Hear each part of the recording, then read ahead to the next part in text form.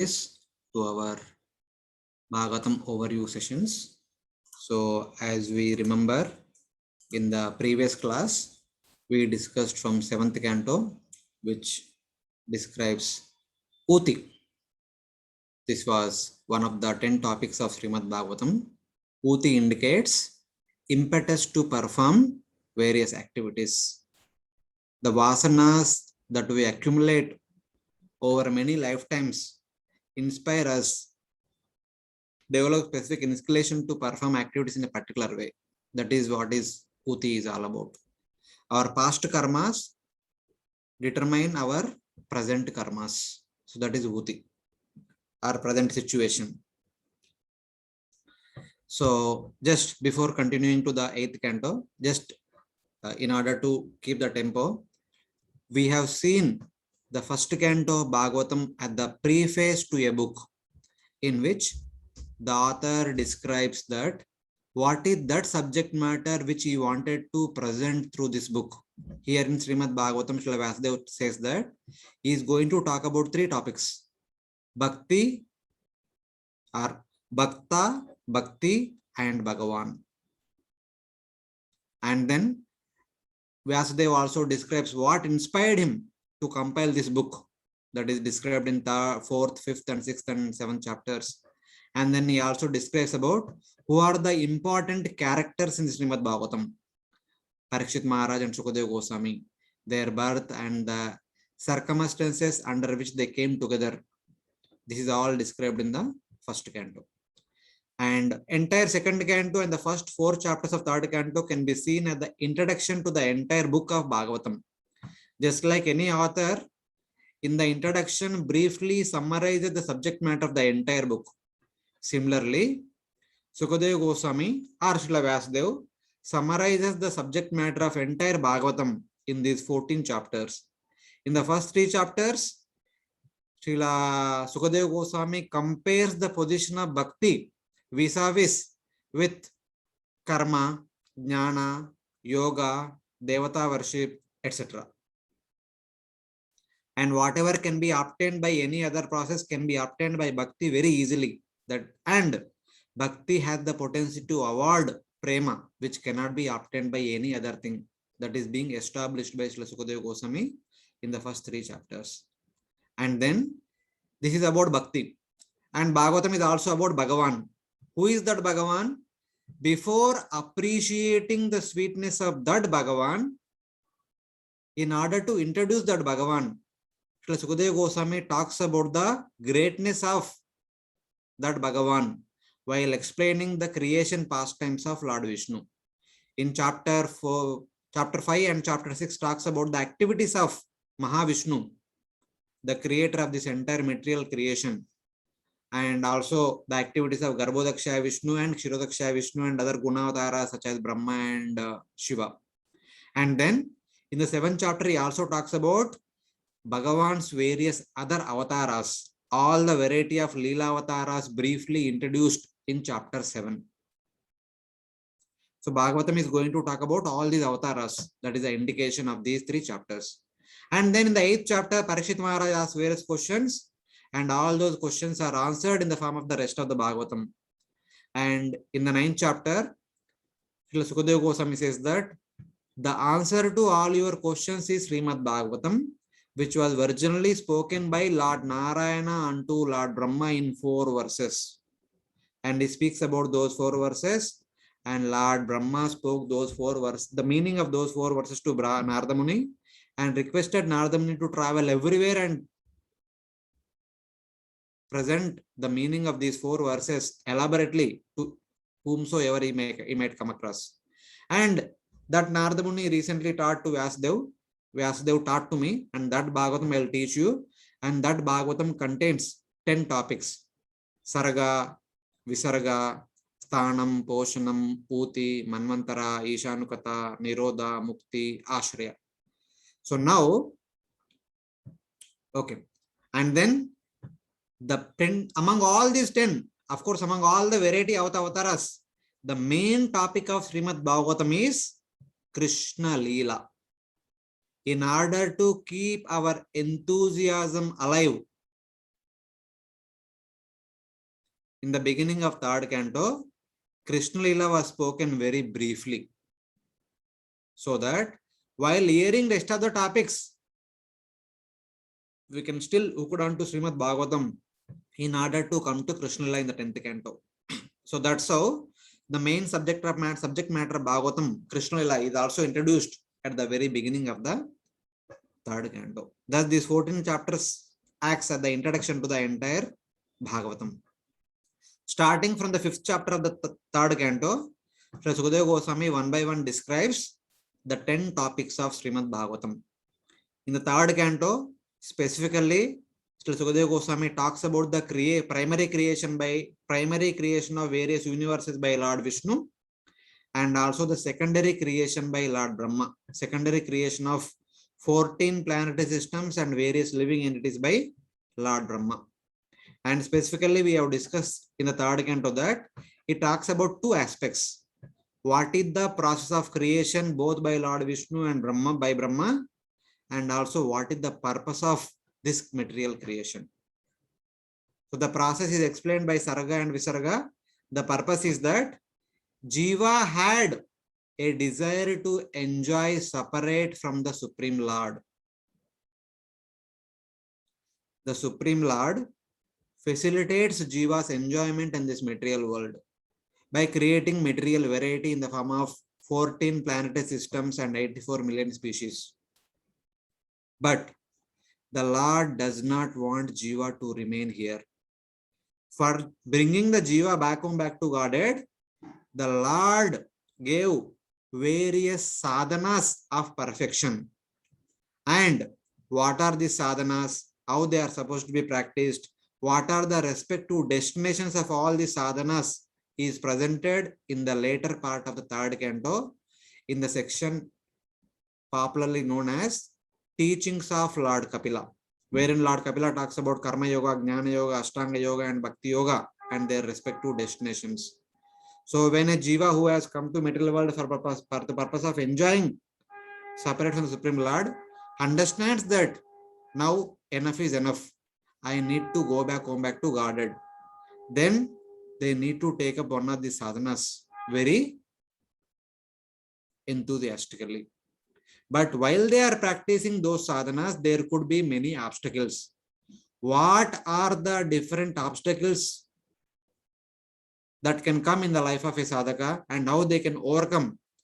We can understand from the pastimes that are mentioned in the 4th canto of Bhagavatam and the 5th canto of Srimad Bhagavatam, wherein the 4th canto, the entire 4th canto and the first 15 chapters of the 5th canto talks about Visarga, the continued process of creation throughout the day of Brahma. So in which all these, different obstacles are being narrated. And the solution is presented in this section of Bhagavatam is association of devotees. It is only the association of devotees can help us go through the obstacles, go through the difficulties and continue or move on the path of perfection till the time we go home back to Godhead. That is hinted or that is actually indicated again and again, time and again in this section of Srimad Bhagavatam.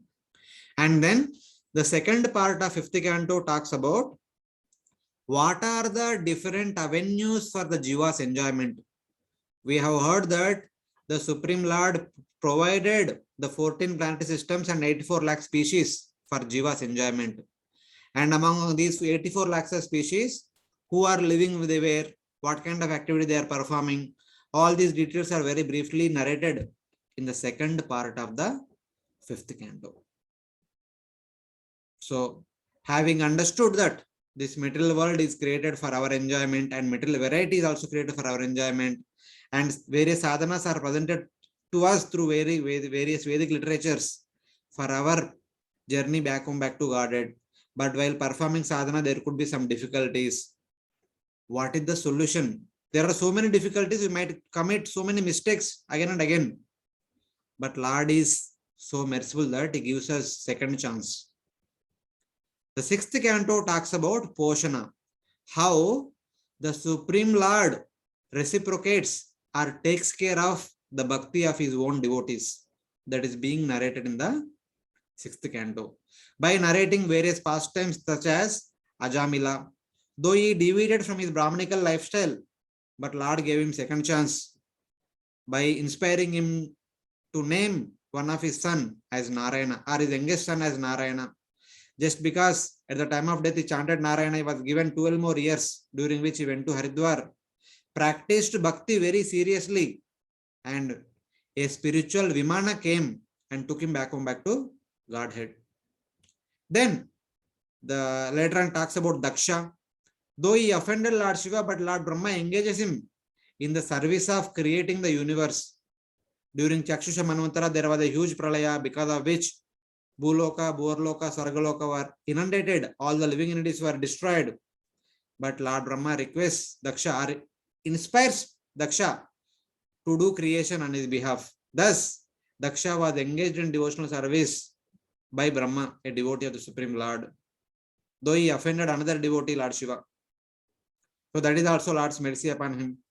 And then Lord's mercy upon Chitraketu Maharaj through the via medium of Narada Muni. And then Lord mercy upon Chitraketu Maharaj through the via medium of Parvati Devi, cursing him to become Rutrasura and bringing him back home, back to Godhead. That is also Lord's special mercy upon Chitraketu Maharaj, who became Vitrasura later on. And hearing that, or understanding that her two sons, Hiranyaksha and Hiranyakashipu, were killed by Lord Varaha and Lord Narasimha by the request of Indra. In order to kill Indra, Diti, one of the wives of Kashyapa, approached her husband to bless her to get a son who can kill Indra. But Kashyapa tricked her to perform a Pumshavana Vrata, wherein she is supposed to worship Lord Vishnu for many days. So since she worshipped Lord Vishnu, eventually she gave birth to 49 sons who became Devatas, and her heart also somewhat changed and she was pacified. Thus, Lord Vishnu's affection for those who worship his lotus feet is indicated in these chapters. Of course, Indra's narration also comes in. Though Indra offended his spiritual master, Brahaspati, but Lord Vishnu gives him second chance to rectify himself. Like this, all these people are indicated in this 6th canto.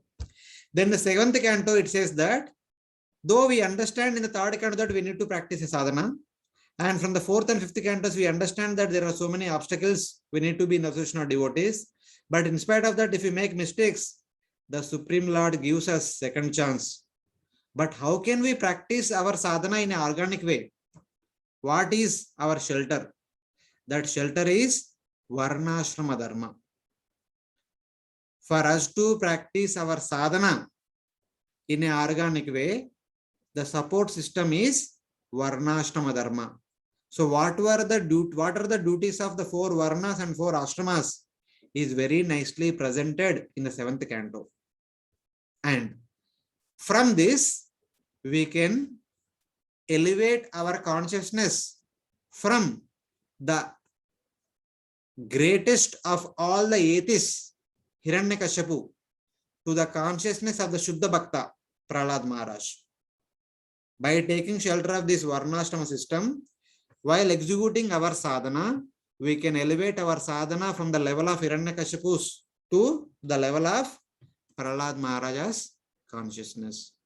So that is what we can understand from 7th canto of Srimad Bhagavatam. That is, relying on the support system for our spiritual practice and spiritual progress. And now, in the 8th canto, it talks about that, okay, Varnashrama system is there in order to help us as a support system to progress in our sadhana. But does the Varnashrama system stay intact for the entire day of Brahma? How does it stay intact? So, Lord Vishnu and Lord Brahma had made a special arrangement in order to protect this Varnashram system, so that the Varnashram system can be there at a nicely made fence, so that the sadhakas can be protected in their while practicing their sadhana. So this protection is by Manvantara system. Within the day of Brahma, there are 14 Manvantaras.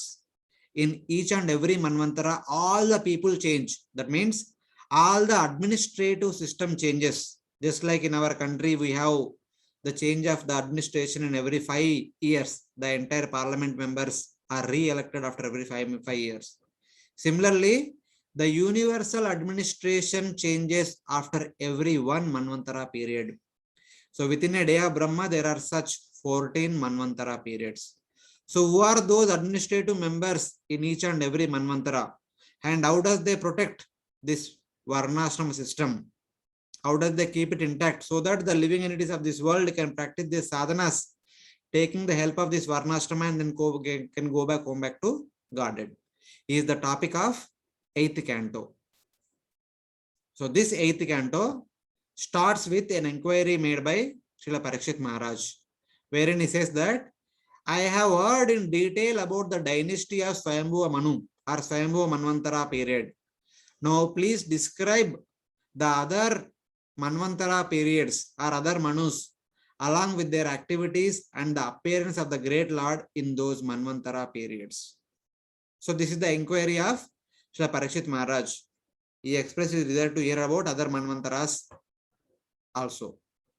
So the topic that is being discussed in the 8th canto is Manvantarani Saddharma. Manvantara refers to the religious conduct of the kings ruling the Manvantara periods.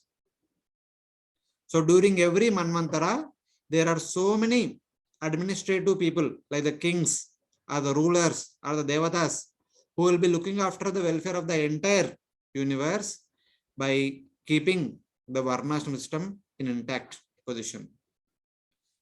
The directive scriptures made by different Manus are called Saddharma to make life successful termination. The purpose of this Manvantara system is to provide favorable circumstances so that the people of this world can practice their sadhana to go back home back to Godhead. That is the whole intention. To provide a religious governance so that the countrymen can practice bhakti properly and go back home back to Godhead. That is the prime duty of a ruler, prime duty of the king. The quality of the Manvantara period is establishment of Dharma. Dharma means Sanatana Dharma or Varnashrama Dharma with the help of 6 elements. The protection of this Varnashrama Dharma is carried out by 6 category of people. These are the 6 important departments in our universal management. They are Manvantaram, Manur, Deva, Manuputra, Sureshwara, Rushaya, Amshavatarascha, Aresad Vijam Uchate.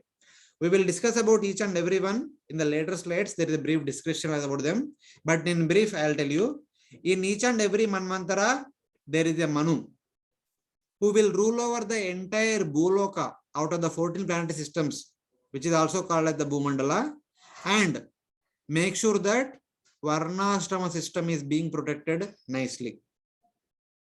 And Manu will rule. Manu is the first king for the entire Manvantara period, and his lifespan is also equal to the Manvantara period. He will rule for some time, then he will give the responsibility to his son, that is Manuputra. And the sons of Manu will rule for some time, and then they will give the responsibility to their sons. Like that, one after the other, one after the other, the Manu's lineage will rule over the entire one Manvantara period, which will last for 71 Chaturyugas. One Chaturyuga will include Satya Yuga, Treta Yuga, Dwapara Yuga, and Kali Yuga. These 4 yugas combined together is called one Chaturyuga. 71 such Chaturyugas combined together is called one Manvantara period. That is the duration of the tenure of this Manvantara system. So one Manu is given responsibility to look after the maintenance of this Varnashrama system for the entire Manvantara period. And that is the same tenure for the Devatas in the heavenly abode. The Manu and Manuputras look after the welfare of the Varnashrama system within the Bhuloka. But the Devatas, along with their leader Sureshwara, Indra, they will look after the maintenance of the three planetary systems, basically Bhuloka, Bhuvarloka and Swargaloka. Indra as dominion over three planetary systems, Bhuloka, Bhuvarloka and Swargaloka. Bhuloka also includes the 7 lower planetary systems such as Atala Loka, Atala, Vitala, Sutala, Talatala, Mahatala and Patala. So 3 plus 7 total 10. So all these 10 lokas out of 14 lokas come under the jurisdiction of Indra and all other devatas, and they will take care of the maintenance of all these 10 lokas, 10 planetary systems. So on the Bhuloka, Manu and Manaputras will take care. From the upper abodes, heavenly abodes, devatas and Indra will take care. Whenever there is diminution of dharma, either in Swargaloka or Bhuvarloka or Bhuloka, in order to rejuvenate the principles of dharma, the responsibility was given to Saptarushis. Time and again, the Saptarushis come down to the rulers of this Bhuloka and they inspire them to reinstall the principles of dharma. That's how we see in the Ramayana and Mahabharata, time and again, so many sages come to the king and they speak about the principles of dharma. They inspire them to re-establish the principles of dharma. If they, whenever there is some correction is needed, they come and do the correction, etc., etc., etc.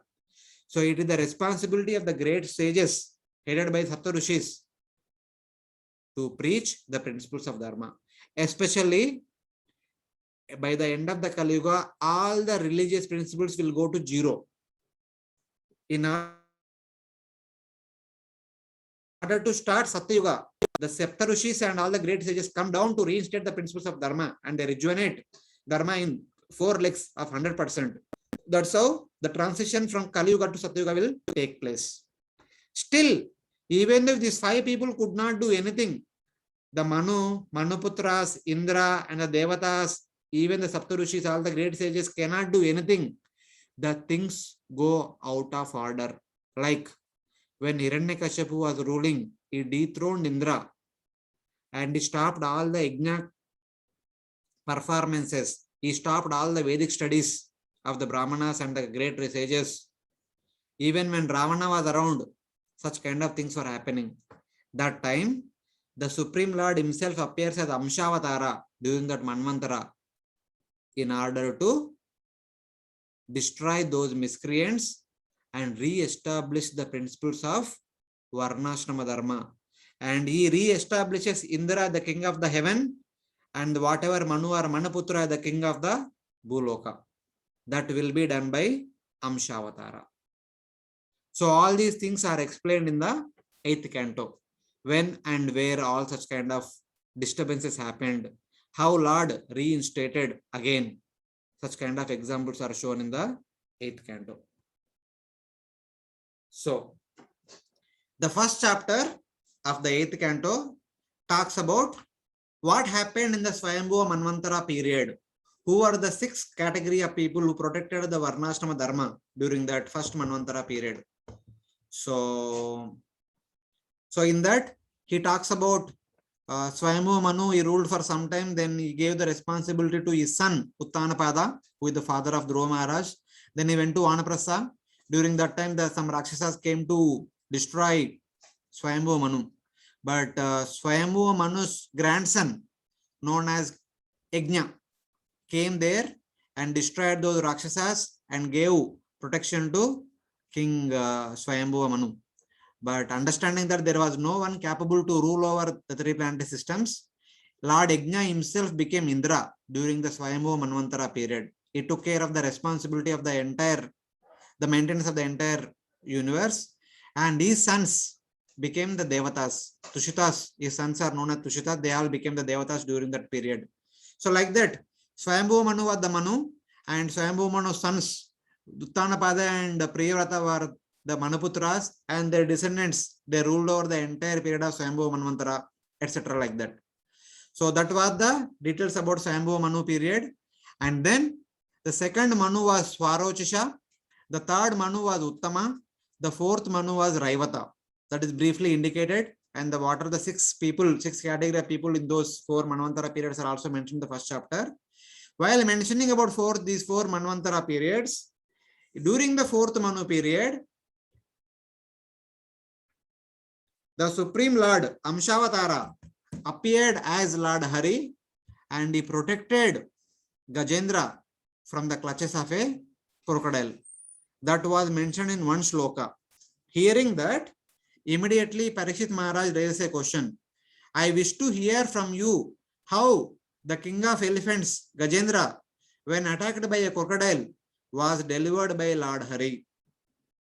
So this Lord Hari is the Amshavatara or Manvantara Avatara during the 4th Manu period, and he appeared to protect, because Gajendra was caught by crocodile and there was a tug of war between them for 1,000 or 10,000 years. None of the devatas are coming forward to protect him. No one is coming forward to protect him. He was offering prayers for the Ishvara, the controller of this universe, but no one is coming up. Then Lord took on himself. The Lord himself came down and delivered both the crocodile and king of the elephants, Gajendra. The Gajendra went back home back to guarded, and the crocodile, who was cursed by a great Brahmana, Devala Rishi cursed him to become a crocodile, because once Devala was taking bath in a lake, in the same lake, the Gandharva, known as Huhu, was playing along with so many Apsaras in the same lake. So within the water, he pulled the leg of Devala Rishi. For some time, Devala was kind of became choked up. He could not breathe because he was submerged into the water. Then after being relieved of that thing, Devala Rishi became a little angry with this Gandharva and cursed him. You are behaving like a crocodile, may you become crocodile. But immediately, Uhu realized and begged forgiveness from Devala Rishi and requested him for the way out. Then out of compassion, Devala Rishi said that later on you will be delivered by Lord Vishnu. So like that, eventually by Lord Vishnu Sudarshan Chakra, the neck of the crocodile was being cut, and he again regained his position as Gandharva, Uhu.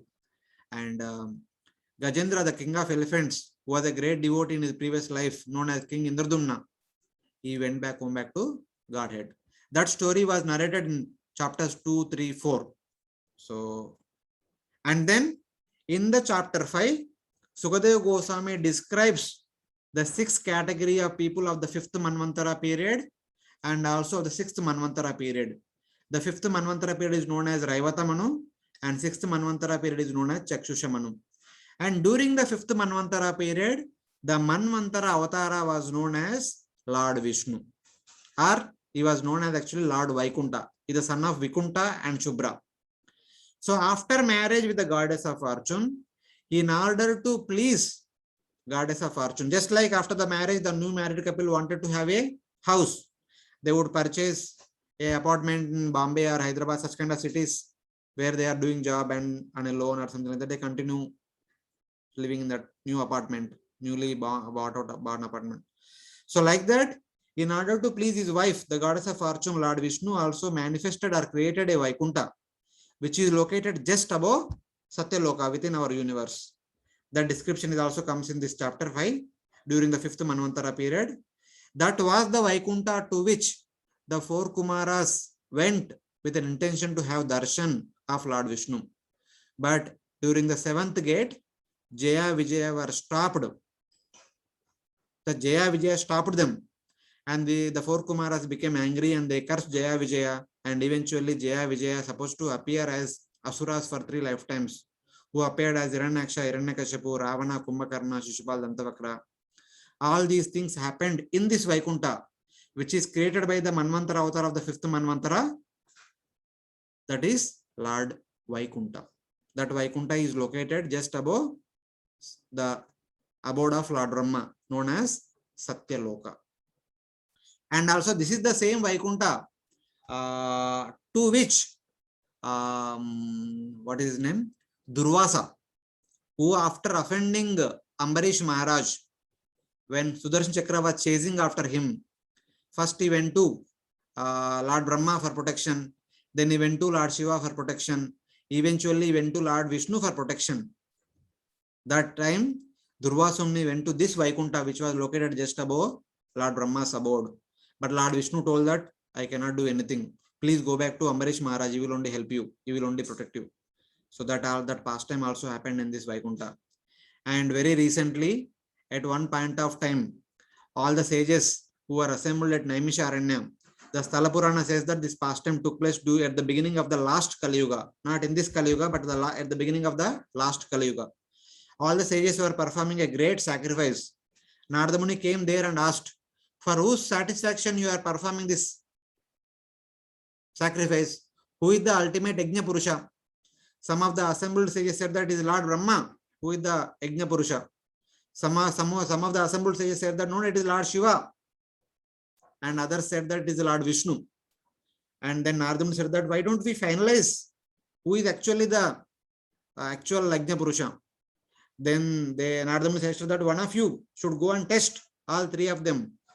You should understand who is the most peaceful personality.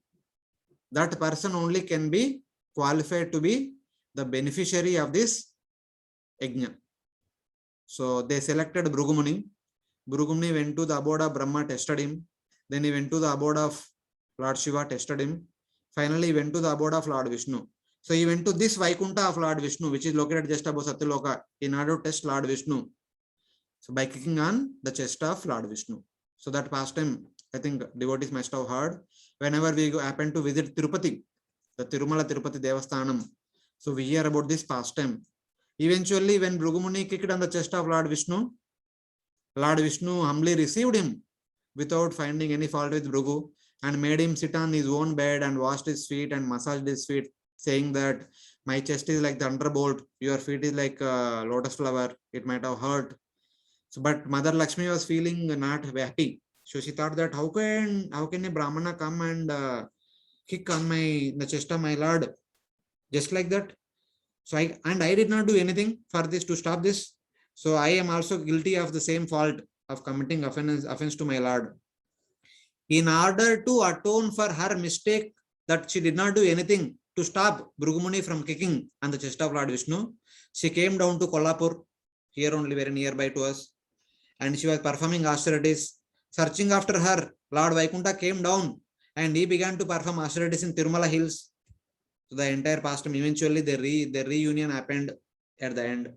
So that's how the Lord of that Vaikunta came down to Tirumala hills, and by the request of devotees, he is staying there since that time, giving blessings to all the devotees.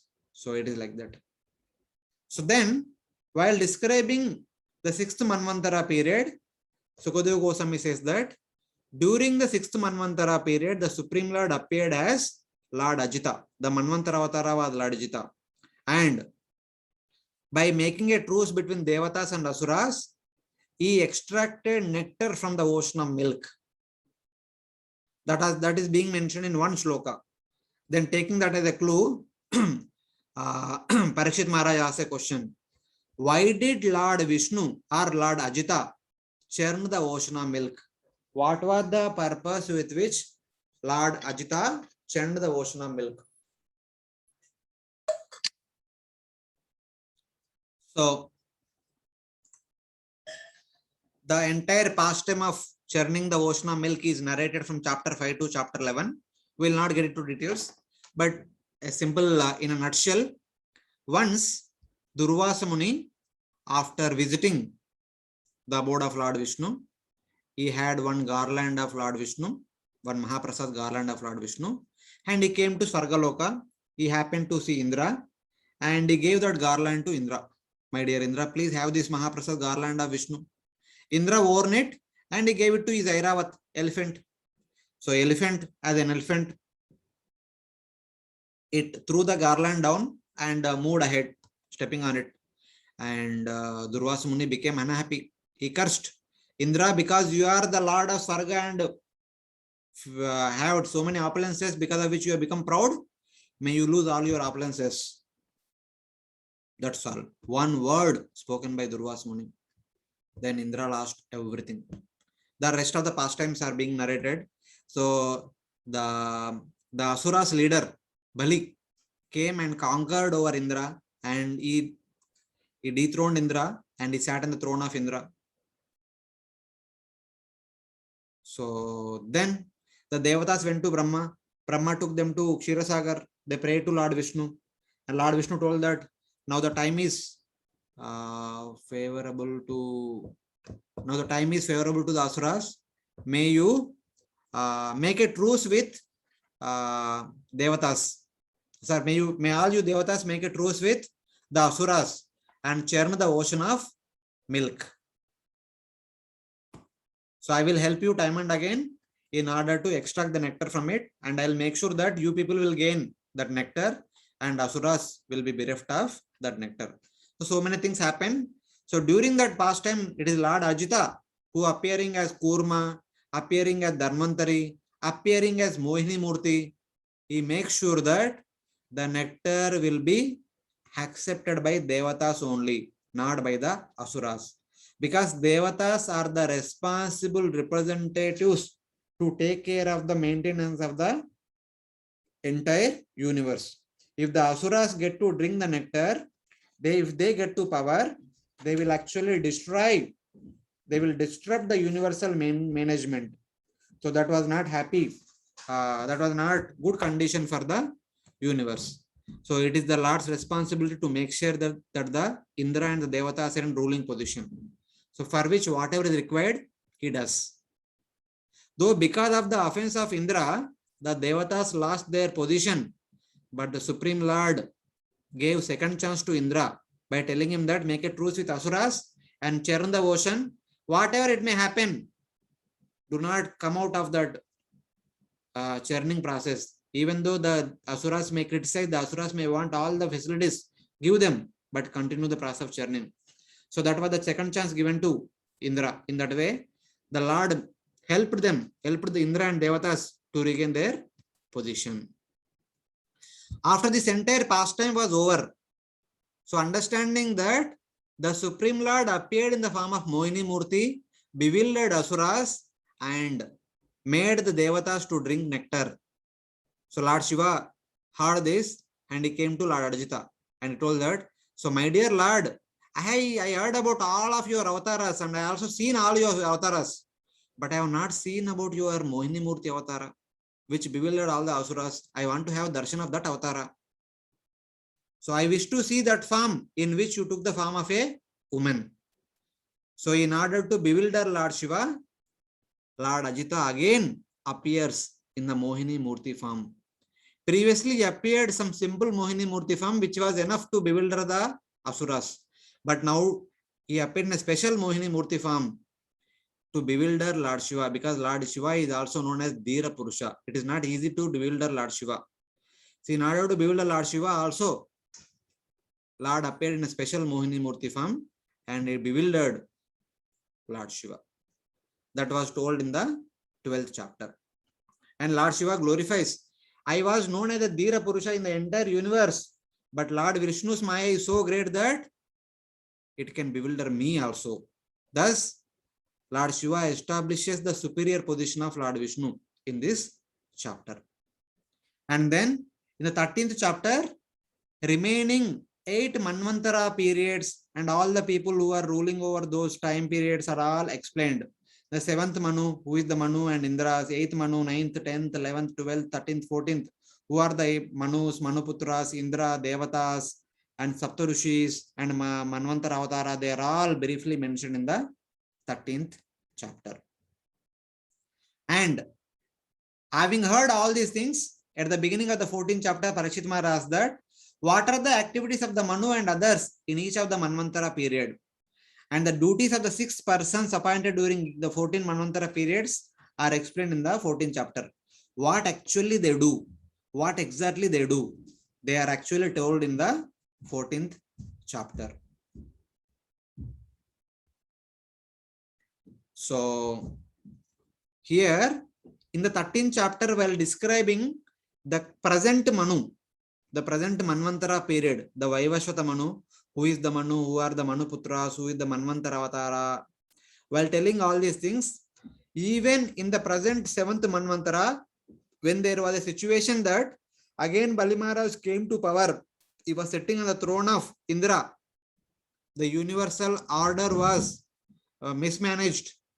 Then Lord Vishnu appeared as Vamana, as a dwarf Brahmana, went to the fire sacrifice of Bali Maharaj in the plea of begging 3 pieces of land, took away the 3 planting systems and gave it to Purandara and made him again Indra. This was told in one sloka. And Parikshit Maharaj asked a question. Why did the Lord, taking the form of a beggar, beg the 3 pieces of land from Bali Maharaj? And why did he nonetheless arrest Bali Maharaj? It is Lord himself took the form of a beggar, which is so condemned, and it is he requested for 3 pieces of land in begging, and Bali Maharaj offered everything whatever he had, but still he arrested Bali Maharaj as if Bali is a cheater. What is this? Why does Lord do this? So that was the inquiry by Parikshit Maharaj. And from chapter 13 to 23, Sukadeva Goswami described the entire pastime of this. So, after Samudra Manthan episode, when the Devatas took or drank nectar, they became powerful. Understanding that only Devatas got nectar, that the demons became very much angry and they waged war against the Devatas. And Devatas countered. But even when the Asuras using so many illusions, when the Devatas could not do anything, Lord Vishnu came, siding the Devatas, destroyed all the illusions, started fighting with Asuras. Eventually, the Devatas won over the Asuras, and the Asuras are almost killed. Then Narada Muni comes and requests Indra to stop the war. So don't eradicate the lineage of Asuras from this world. So let them live. You become victorious. Be happy with that victory. Let the Asuras stay the way they are. Then, being suggested by Narada Muni, the remaining Asuras took the injured Asuras to the ashram of Shukracharya. Shukracharya revives them to good health, revives Bali Maharaj to good health, nourishes them, and then in order to avenge the Devatas, Shukracharya performs a Vishwajit sacrifice, as a result of which Bali Maharaj becomes so powerful. He again wages a war on the Swarga. This time, when Indra regained all his power and position, he becomes so intoxicated by that power. And one day when there was a ceremony, a special celebration was going on in heaven, Indra's spiritual master Brihaspati comes to that assembly. That time, Indra ignores the entry of Brihaspati. And Brihaspati understands that by regaining all the power and position and facilities, Indra was intoxicated. He is not even recognizing my presence. So Brihaspati leaves from that place.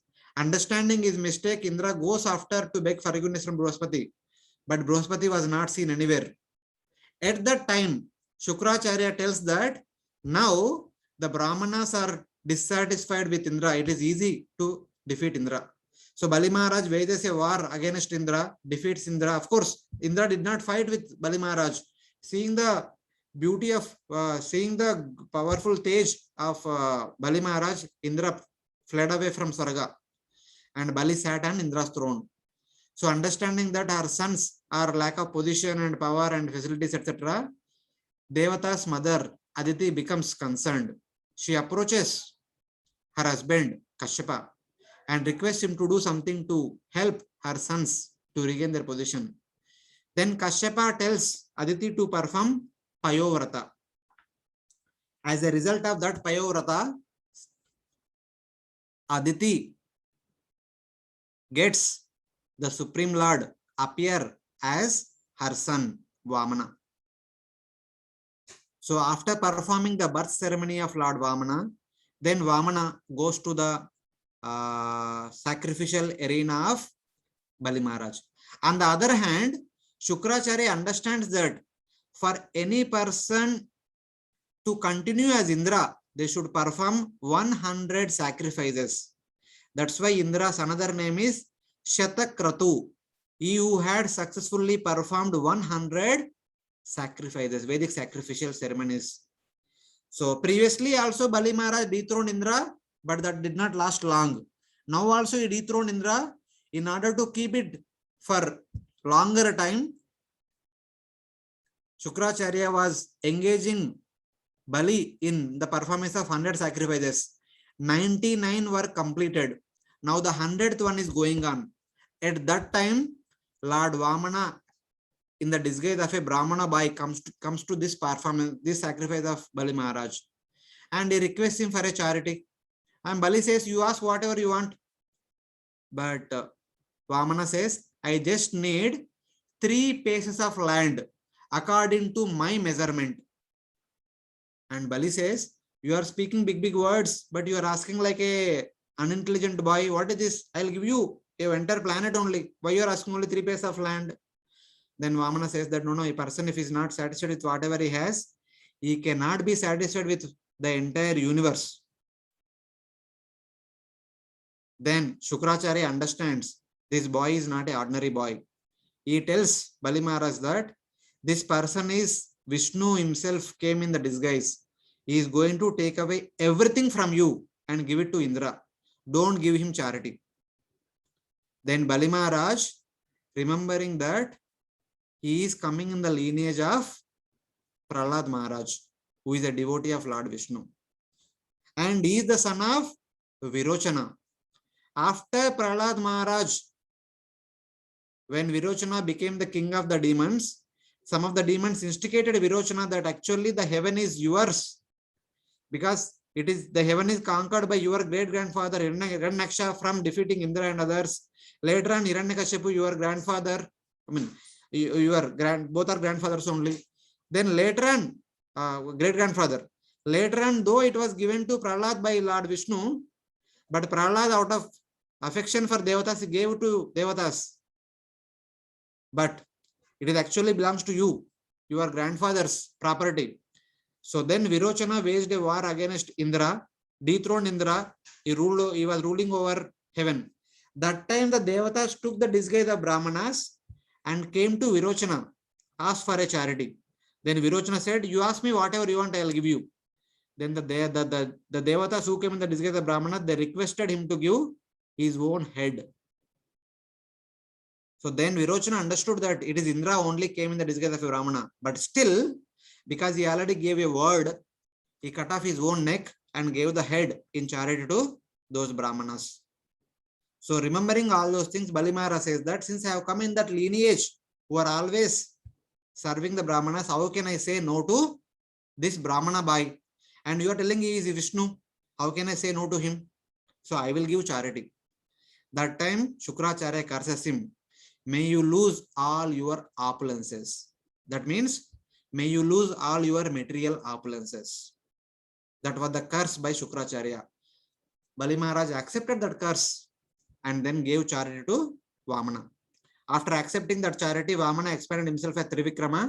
With his right foot, he accepted the entire Bhumandala, which also includes Atala, Vitala, Sutala, Talatala, Mahatala, Rasatal, Patala, all the lower 7 planets. With the left foot, he accepted Borloka, Swargaloka, Maharloka, Janaloka, Tapaloka, Satyaloka, and the foot went behind and pierced the universal shell, and Ganga came inside, etc., etc., etc. So like that, he accepted everything in the entire universe. Now there is nothing for third step. That Vamana who became Trivikrama after accepting the 14 planetary systems again assumed the form of Darbai and standing in front of Bali. And Bali was nothing to give. Then Lord arrested him and asked him, "You are a cheater. You have promised me for 3 steps. And I accepted everything in 2 steps. What is there for my 3rd step?" Then Bali Maharaj says that the possessor is greater than the possessions. You have accepted all my possessions for 2 steps. And you accept me, the possessor, for the 3rd step. You please keep your head on my 3rd step. So by keeping Lord's step on the head of Bali as the 3rd step, that time Lord Vamana tells that, "So my dear Bali, though you are my devotee, You're coming in the lineage of Prahlad Maharaj, but you are actually going against the universal arrangement. For this Manvantara period, I have made Purandara the king of heaven. So you cannot go against that principle. If you want to become Indra, I'll make you Indra for the next Manvantara. Because you have performed 100 sacrifices, you are qualified to become Indra for one Manvantara. I'll make you for Indra for next Manvantara. But during this Manvantara period, do not disturb the universal management system. So kindly go to Sutala, stay there for the entire till the completion of this Manvantara, and the next Manvantara may you become Indra. And I personally will stay at the doorsteps of yours, because these asuras keep on coming and disturbing your consciousness, and they'll tell that Sarga is yours, Sarga is yours. You keep waging war against Sarga. It is not at all good idea. You stay there peacefully. May you become Indra in the next Manvantara, and I will guard you. So like that, the pastime ends. And then, remembering that how Lord Vamana, appearing as a small dwarf boy, expanded himself into a big Trivikrama. Parikshit Maharaj also remembered that previously Matsya, Lord also appeared as a small fish and expanded into huge fish. Can you please speak about for whose sake Lord appeared as Matsya? I can understand that the Lord appeared as Vamana for the sake of Bali. For what purpose the Supreme Lord appeared as Matsya? That was the inquiry at the end of the 23rd chapter. Remembering the Lord as Matsya after hearing how Vamana expanded himself above the sky, Parikshit asks about Matsya. So the pastime of Matsya Avatara is described in the 24th chapter. Lord Matsya appeared twice. First time at the very beginning of Swayambhu Manvantara period. At the end of the previous night when Lord Brahma went into sleep, at the very beginning when the creation is about to take place, the lotus appeared from the navel of Garbhodakshaya Vishnu. On top of the lotus appeared Lord Brahma, and from the lotus leaf appeared a demon known as Hayagriva. That time, all the Vedas were moving around Lord Brahma, and this Hayagriva demon came and stole away those Vedas. In order to protect Vedic knowledge and Lord Brahma, the Supreme Lord appeared as Matsya, because that demon Hayagriva was hiding himself within the waters of Garbhodaka ocean. So Lord appeared in the form of a fish and killed the demon, retrieved the Vedas, gave those Vedas to Lord Brahma. With the help of those Vedas, Lord Brahma performed the further creation, etc. And then during Chakshusha Manvantara, understanding that there is going to be a Pralaya, in order to indicate that information to King Satyavrata, the ruling king that time, the same Lord appeared as Matsya once again. One day morning when Satyavrata went to the ocean for offering morning Argya, so Lord came in the small fish in the palm. Then the entire narration happens. It becomes bigger. Eventually becomes very big. Then king says that, so I can understand you are none other than Supreme Lord. Please tell me what is your mission. Then the Lord says that in 7 days, there is going to be a Pralaya. Bhuloka, Borloka, Swargaloka will be inundated. I will send a boat, enter into it, I will protect you. Thus, Lord, by giving the information, by sending the boat, by giving the information about the Pralaya, by sending the boat, by telling him, use Vasuki and tie the boat on one side and to my horn on the other side, so that I will protect you during the time of annihilation. Thus the Lord saved King Satyavrata, who in his next life appeared as the son of sun god. His name was Shraddha Deva. He became the Manu for the 7th Manvantara period. Thus the pastime of Lord Matsya is described in the 24th chapter of the 8th canto. Thus, the entire 8th canto, though we are hearing so many other pastimes, but we are understanding that how the Lord protects the support system time and again whenever it goes out of order. So that thus we understand the pastimes of Lord Hari, who protects Lord Yajna, who protects Swayambhu Manu, Lord Hari, who protects Gajendra, and Lord Ajita, who protects the Devatas by churning the ocean, and Lord Vamana, who protects Purandara by retrieving the heavenly abodes from Bali Maharaj, etc. etc. So Manvantaram, Manurdeva, Manuputra, Sureshwara, Rushyo, Manvantarascha, Hare Sadvidam Uchate. So during the region of Manu, Devatas, sons of Manu, Indra, great, the Saptarushis, and the Manvantara avatars of the Supreme Lord carry out their specific duties. So basically, all this in the form of these 6 departments, the Supreme Lord makes sure that the universal management is taken care nicely. So this is what we understand from 8th canto. So this is the last slide for today's discussion. What are the duties of the 6 people? The ruling Manu directly re-establishes the principles of Varnashrama Dharma, the occupational duty in its full 4 parts on the earth or the Bhumandala and the Bhuloka. The Manuputras protect Dharma till the end of the Manvantara. So this protection starts with Manu, and the ruling will continue with the Manuputras, the sons of Manu, grandsons, great grandsons, like it continues till the end of the Manvantara period. And from the heaven, Indra maintains all the jivas and pours enough rain. For us to practice all the Varnashrama duties, we need to have our sustenance. Our sustenance depends principally on Varsha, rain, and also other things. Under the supervision of Indra and all other devatas, we are getting all the natural facilities. Annad Bhavanti Bhutani Parjanyad Anna Sambhava, something like that. And Indra and Suraganas, all the devatas protect Dharma along with the sons of Manu and the Bhumandala and the 3 planetary systems. Saptarishis and the great sages, they re-establish the principles of Varnashrama Dharma whenever they decline. And Manvantara Avatara chooses the Manu and others, and under his direction they conduct the universal affairs. It is the same Supreme Lord appears in every yuga as Yuga Avatara to teach Bhakti, and in every yuga he assumes the various forms to teach Jnana.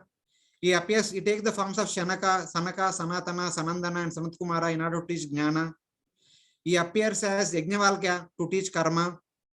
He appears as Dattatreya to teach Mystic Yoga. He appears as Narada Muni or Yugavatara to teach Bhakti. And he also manifests as Prajapati, as king, and as time in order to govern the universal management. So there are the various ways the Supreme Lord takes care of the universal management, especially the protection of Varnashrama Dharma, so that all of us can practice our sadhanas to go back, come back to Godhead. So this is how the 8th canto describes us how the Supreme Lord time and again helping us to practice our sadhana by protecting the shield which is known as Varnashrama Dharma. This is Lord Ajna, the Manvantara avatar of the first Manu. Lord Kapila also appeared in the first Manu period, gave us sadhanas. Lord Hari appeared to protect Gajendra. Same thing. This is Lord Vaikunta, the 5th Manvantara avatara who created Lord the abode Vaikunta, which is located above Satyaloka. This is Lord Kurma. This is Lord Ajita, Lord Kurma, who are helping during the Samudra Manthan episode. This is Lord Masya, who appeared to help King Satyavrata. Same Masya. Same Masya. And this is Lord Vamana, who came to the sacrificial arena of Bali Maharaj. The Shukracharya who is stopping him performing that charity became Trivikrama and sent Bali to Sutraloka. So this is for today, a brief summary overview of 8th canto. Thank you very much. Prabhu, you said about Vaikunta. So that Vaikunta is in the spiritual world, na? No, Prabhuji. That Vaikunta which is created by this Lord Vaikunta is within our material universe only, which is located just above Satyaloka. And all the pastimes which I mentioned in relation to 4 Kumaras cursing Jaya Vijaya, Durvasa Muni entering for protection, and what is this? The other sage entering and testing Lord Vishnu, they all happened in this Vaikunta. So, so that is above Satyaloka, that means it is above Brahmaloka. Above Brahmaloka, yes. Okay, above Brahmaloka also there is some Loka. Huh? Yeah, that is only just Vaikunta abode, okay, where Lord Vishnu is staying along with his wife and with his devotees. The description is given in the 3rd canto, 15th chapter, That is all about this Vaikunta. Okay, Pritesh, you can ask. Hare Krishna. Yes, Prabhuji, you have said that Indra, Lord Indra, he just means control over the three loka, that is Bhuloka, Bhuvarloka, and Swargaloka. 3 plus 7. 3 plus 7. 10 lokas. Yes, 10 lokas, and afterwards it is the position for Bali Maharaj is given to Patala Loka. So the control over the Patala Loka has gone, or it is still there with the Indra? No, it is not that position is given to Bali Maharaj. Even though the 7 lower planetary systems are also under the supervision of Indra, for the time being, till the end of the 7th Manvantara period, the Supreme Lord Vishnu requested Bali Maharaj to stay in Sutala Loka. A special palace was constructed specifically for Bali Maharaj, and he would stay inside that palace only. And he would not again wage war against Indra or dethrone Indra. So that was the arrangement, that was the request made by Lord Vishnu unto Bali Maharaj. Don't disturb universal management, basically. Yes. Okay. Thank you. Thank you. There is a question in the chat box. In the past time, okay, in the past time of Mohini Rupa expansion, if Lord Ajita is in favor of Devatas, so why did in his presence, as he know everything, he somehow ignore Rahu and Ketu, which was noticed by Surya and Chandra? This is a wish of Lord. Can you clarify on this? Hare Krishna. Yes. Kiska question hai? Mera question. Who asked this? Who is this? So from Nityananda, bro. Nityananda. This is from Nityananda Pran Prabhu. This question. So here basically, Lord want to demonstrate the power of nectar. Even though the Rahu and Ketu's necks were being cut off, but they were not dead. The Ketu already swallowed the nectar, it went into abdomen. The Rahu, in case of Rahu, the nectar was still in the mouth. Even though Mohini Murti cut off both of their necks, the Ketu's body was still alive and Rahu's head was still alive. Then by the request of Brahma, the sages cut off a snake into 2 parts. The snake's head was joined to the body of Ketu, and the snake's tail portion or the body portion was joined to the head of Rahu. Currently, Rahu is also alive and he will stay till the end of the Manvantara period. And he made the king of the ruler of the Rahu planet, and Ketu was the made of the ruler of the Ketu planet, etc. So that is to display the power of nectar. That pastime was allowed by Lord Ajita. So, Prabhu, my question is, now your detailed, your study is going on about the 5th canto and other things. So, apart from Bhagavatam, which other books you refer? I read through, there is a book known as Puranic Cosmology for the sake of understanding that cosmology section, and Surya Siddhanta, and some books written by Sri Vaishnava Acharyas and Madhva Acharyas in this connection. So here and there I refer. So this Sri Sampradaya Acharya's books they have written, so they must be in English or they are in vernacular language? They are in their vernacular language, but here and there we find some English translations. Some of them. You know the South Indian language also, na? No, mine is Telugu. So it's not in Telugu, huh? No, not in Telugu. They are mostly in Sanskrit. Some of them are in Tamil. Okay, so anyone interested in Surya Siddhanta and Vedic cosmology and all, so please contact Prabhuji. But before that, finish your Gita, Bhagavatam, Chaitanya Charitamrita, study thoroughly couple of times, and then you go for Surya Siddhanta and Vedic cosmology. So when Prabhuji speaks, because I can make out he is speaking out of Bhagavatam also, that's why I asked this question. So you all should know when he's speaking, he's connecting various things, which probably in this lifetime we will not be able to connect. So we are grateful and thankful to Pavaneshwar Prabhu, and like to thank him by loudly chanting 3 times, Hari Bol, Hari Bol, Hari Bol. Thank you, Prabhu. Hare Krishna. Thank you, Prabhu. Thank you for this opportunity. Hari Bol.